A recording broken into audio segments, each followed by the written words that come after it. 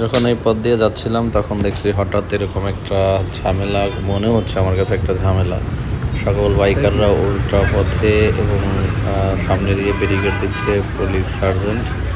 তো প্রথমে সার্জেন্ট একজন ছিল, তারপরে ওই দিক থেকে হয়তো একজন আসছে, একলা হয়তো ঠেকে পারতেছিল না। সবাই যে জোট বেঁধে কী বলতেছে দেখেন। তো অধিকাংশ দেখছি বিমান বাহিনীর বা বিমান বাহিনীর না, বিমান বাংলাদেশ এয়ারলাইন্সের লোগো দেখা যাচ্ছে তাদের শার্টে, এবং সিভিল এভিয়েশনের লোগো দেখা যাচ্ছে। পাবলিকও দু একটা আছে।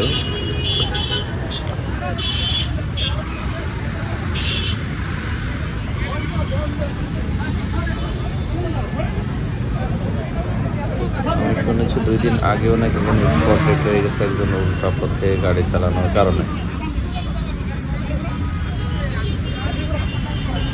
পুলিশের দাবি এখান দিয়ে উল্টা পথে যাইতে দিব না, আর বাইকারদের দাবি যে এখান দিয়েই তারা যাবে।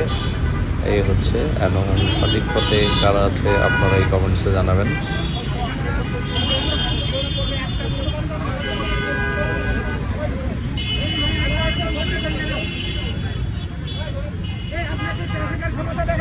এই ভাই তো আবার বলেই বসলো ক্ষমতা কাকে দেখাচ্ছেন।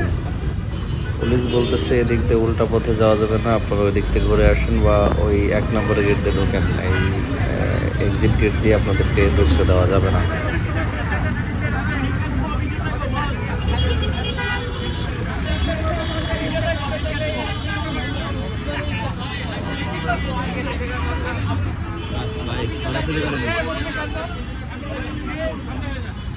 যারা পথচারী আছে তাদেরকে পুলিশ বলতেছে আপনারা দাঁড়িয়ে থেকে এখানে ভিড় করেন না, আপনারা চলে যান।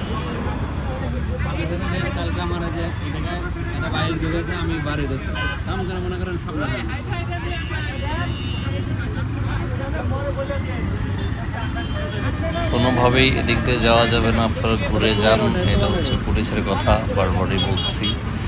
তো উৎসুক জনতা ভিড় করার কারণে পুলিশ বলতেছে আপনারা চলে যান, আপনাদেরকে এখানে তো দাঁড়িয়ে থেকে ভিড় করেন না, অযথা ঝামেলায় জড়ায়েন না। পরবর্তীতে কি হয় একটু পরেই দেখতে পাবেন। অবশ্য দুই পক্ষের সাথে কথা কিন্তু চলছেই, এবং অনেকে উত্তেজিত হচ্ছে, অনেক বাইকারও উত্তেজিত হচ্ছে, এবং পুলিশ অনেক বোঝানোর চেষ্টা করতেছে যে আসলে এখান থেকে উল্টো আপনারা যাইতে পারেন না। তো একজন বিমান বাংলাদেশ এয়ারলাইন্স অথবা সিভিল এভিয়েশনের হবে, হয়তো সিভিল এভিয়েশনের এক ভদ্রলোক তাকে বোঝানোর চেষ্টা করছে আমাদেরকে যাইতে দেন, এদিক দিয়ে দেখতে আমরা প্রতিদিন যাই। তো পুলিশের কথা হলো প্রতিদিন যান, আর আজকে ব্যাপারটা এনে এখানে উল্টা পথে যাইতে দিব না, এটা হচ্ছে আমাদের কথা, মানে পুলিশের কথা, কি আমার কথা না। পুলিশ বলতেছে উল্টাভাবে কোনোভাবেই যাইতে দিব না।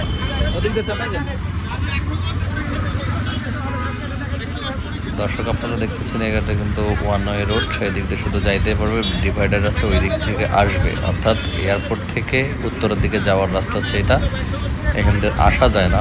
ওই আপনার 1 নম্বর সেক্টরের পাশ ঘেসে যাইতে হয়, আর 4 নম্বর 6 নম্বর 4 নম্বরের এদিক দিয়ে আসতে হয়। তো এই হলো ব্যাপার।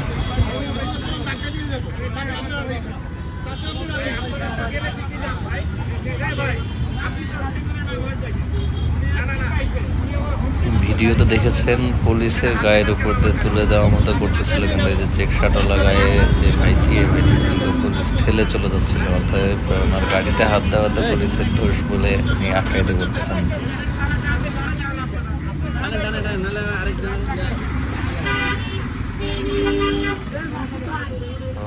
আমি হতভাগার মতো শুধু এখানে রাস্তাটা ক্লিয়ার করার চেষ্টা করতেছিলাম, যেন অন্য গাড়ি দাঁড়িয়ে প্রতিবন্ধকতা সৃষ্টি না করে, এটাই চেষ্টা করতেছিলাম।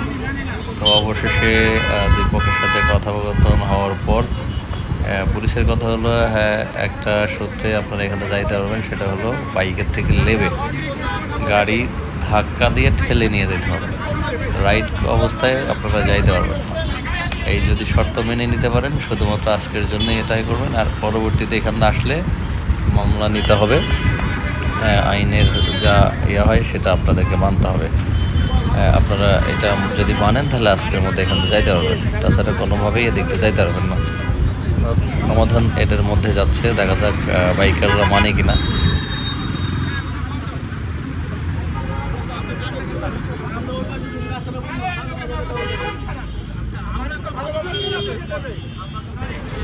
গায়ে হাত দিবেন না বলতেছে, তার মানে গায়ে তো কেউ হাত দিয়ে কথা বলতেছে না। আমরা যেটা দেখতেছি গায়ে কিন্তু কেউ কারোর হাত দিচ্ছে না। তো যাই হোক, সবাই সবাইকে বোঝানোর চেষ্টা চলতেছে। এনারা বলতেছে আমরা এই পথে দিয়ে যাব, পুলিশ বলতেছে না আমরা এই পথ দিয়ে যাইতে দিব না, আপনারা ঘুরে আসবেন। রাস্তাটা ব্লক করতেছেন, আপনারা লাভতেছেন ওইদিকে করেন, ওইদিকে যান। এই সার্জেন্ট ভাইটি যে বুদ্ধিটা অ্যাপ্লাই করলো সেগুলো বাসটাকে দিকে চাপিয়ে দিল, দিয়ে যেন রোডটা ওয়ান ভাবে যেন ইয়ে হয়। এবার পাবলিক যেতে গেছে যে এদিক দিয়ে তো গাড়ি, এদিক দিয়ে কেন যাবে, এই নিয়ে হয়েছে বাসের সাথে আবার বাইকারদের দ্বন্দ্ব, যাকে এই পর্যায়ে চলতেছে। পুলিশ সরাইতে না পারে এক প্রকারে বাস ঢুকাইলো। দেখা যাক পরবর্তীতে কি হয়। দুই পক্ষের কথা বন্ধন কিন্তু ওইটাই চলতেছে যে যদি যান তাহলে ধাক্কায় নিয়ে যাইতে হবে, না অন্যথায় যাইতে হবে। এই হচ্ছে ব্যাপার।